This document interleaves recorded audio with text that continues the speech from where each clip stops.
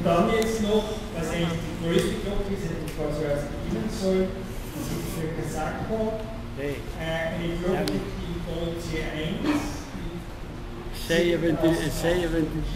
No, 6,26.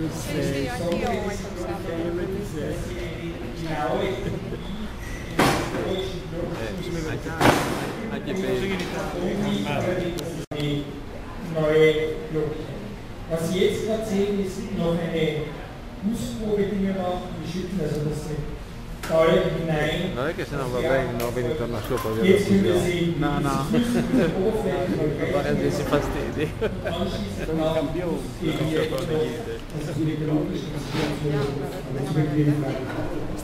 Quello che abbiamo appena estratto dal forno sono due provette per verificare che il materiale sia assolutamente a posto. Una verrà rotta successivamente per verificare la grana del materiale e un'altra invece sarà analizzata lunedì, l'analisi chimica esatta di quello che andiamo a fondere.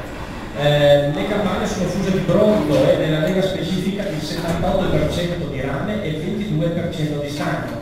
Avete visto anche nel frattempo che è stato aggiunto dello stagno perché c'è la correzione della lega, il rame fonde a più di 800 gradi, lo stagno ad appena poco più di 200, per cui nello stesso forno a diverse ore di fusione lo stagno va a perdersi più velocemente e quindi è stata aggiustata la lega per fare in modo di avere nuovamente 78% pari, 78% di rame e 22% di stagno.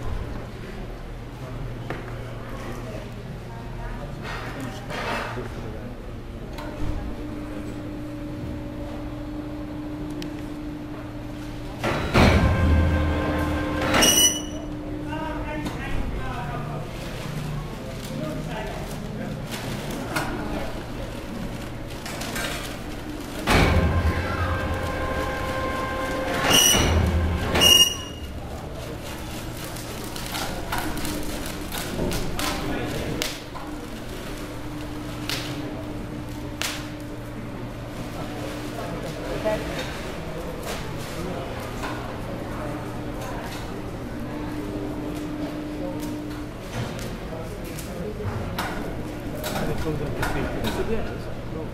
è là.